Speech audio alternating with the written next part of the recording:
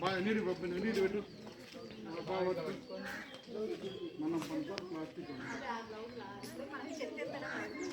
ఈరోజు దీని ప్లాస్టిక్ని వాడొద్దని చెప్పడం షాపులకి వాళ్ళకి నోటీసులు ఇవ్వాలా అని ప్లాస్టిక్ కవర్లు ఇవ్వద్దు మీరు.